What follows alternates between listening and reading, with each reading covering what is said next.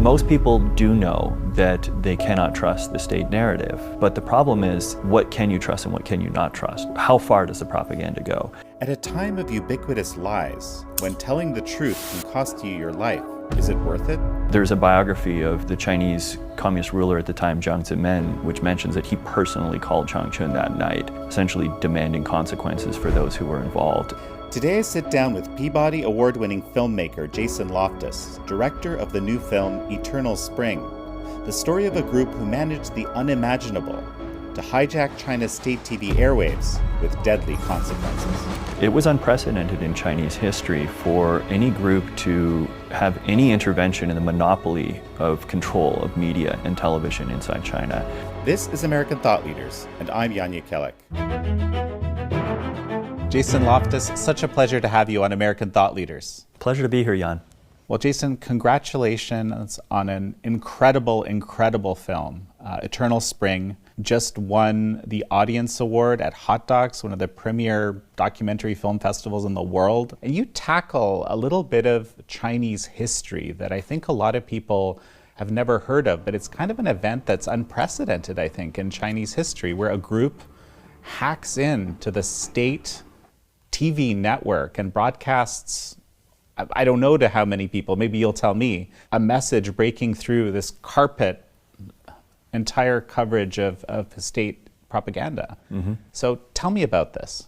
Yeah, it's a remarkable story that we were fortunate to come across, and Eternal Spring is an animated documentary that explores the heist of the state TV airwaves by a group of Falun Gong adherents in northeast China in a city called Changchun that were persecuted for their beliefs, but also were facing a sort of barrage of state disinformation about their practice, and had tried all kinds of efforts to get the word out, but just felt that they had no real recourse except to take over the state airwaves themselves, kind of climbing poles with essentially home DVD players and trying to tap into the state TV signal.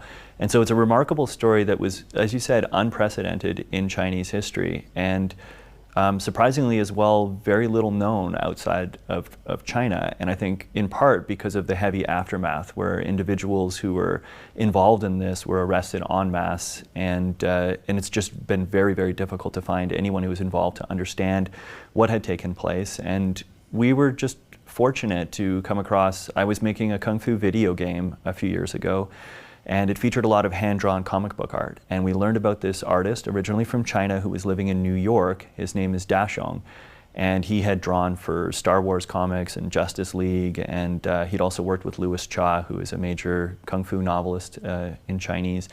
And he just had the amazing illustration skills, but also the cultural background. So we brought him up to Toronto when we were working on this Kung Fu video game. And in the midst of collaborating with him, we learned his remarkable story of why he had to leave China and how it was connected to this dramatic heist of the state TV airwaves. And we just felt that with his evocative illustration abilities and this really unique story, it presented a unique opportunity to explore a kind of human rights heist story through animation and through the lens of this artist who was personally connected to the events. It was unprecedented in Chinese history for any group to have any intervention in the monopoly of control of media and television inside China. And so this sent a shockwave through the Chinese authorities, for sure.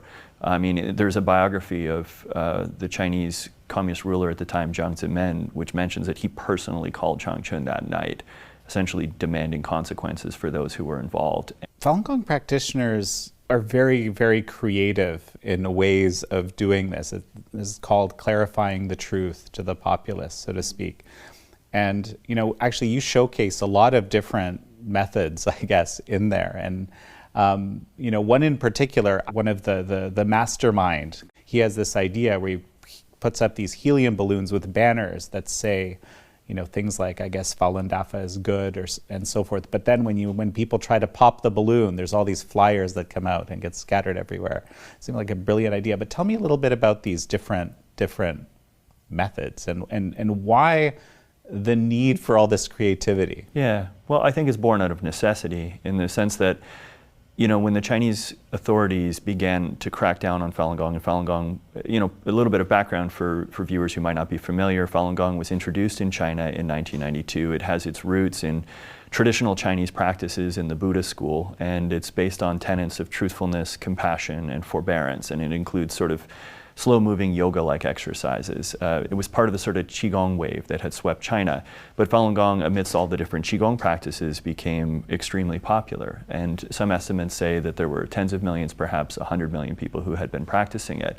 I think at that point it unnerved some leaders in the Communist Party because, for one, it was something that was operating outside of official Communist Party control. And also because Falun Gong adhered to these sort of traditional spiritual tenets that were perhaps very prevalent in traditional Chinese culture, but had been largely uprooted by the Communist Party. So I think there was some tension around that. After the ban on Falun Gong, there was this sort of pervasive effort through all Chinese media to denounce the group. And all of a sudden, Falun Gong went from being practiced freely to being something that was evil and dangerous and needed to be uprooted to maintain social order and all of this. And so for those who had practiced Falun Gong and had gained physical and sort of mental and spiritual benefits from it, there were many who still wished to persist in their practice and not to go along with the Chinese government narrative.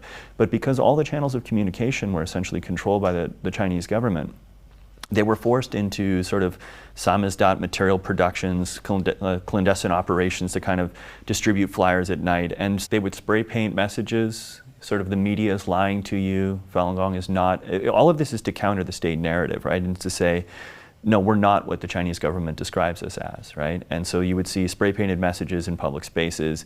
At the time, they were VCDs, like basically video CD-ROMs, so not exactly high-tech stuff, but they would hand them out person by person. But one of the challenges they ran into is keeping up with the authorities. When the authorities have a monopoly on all channels of communication, and when they've already told everybody that you're evil and dangerous, and if you're doing anything to propagate Falun Gong's message that you're then against China or against the authorities, people may not even give you the time to state your case. They may not even receive your CD. They might be more likely to flag over a cop to have you arrested. And so this was this cat and mouse game that was very difficult for these individuals to succeed at. And I think that's what led them to say, we need to think bigger. Yeah, we've been creative, but we're constantly in and out of prisons as a result, or labor camps as a result of what we're doing.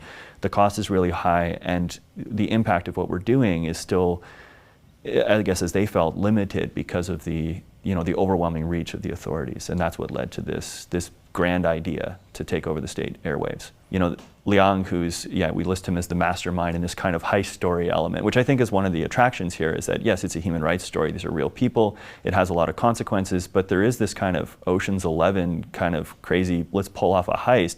And there are clearly these underdogs who are trying to go up against the state. But Liang, prior to this TV hijacking idea, had been involved in a lot of efforts, and those included, this effort to raise helium balloons that would carry banners, but also they carried with them flyers at times. Once they were destroyed, flyers may be scattered throughout the city, and it's this kind of, I think it really captured the spirit of this character. I really sensed him as someone who was kind of very cognizant of the dangers he was facing, but oftentimes kind of one step ahead of the authorities, very creative, very out of the box. That's what the witnesses we spoke with described him as.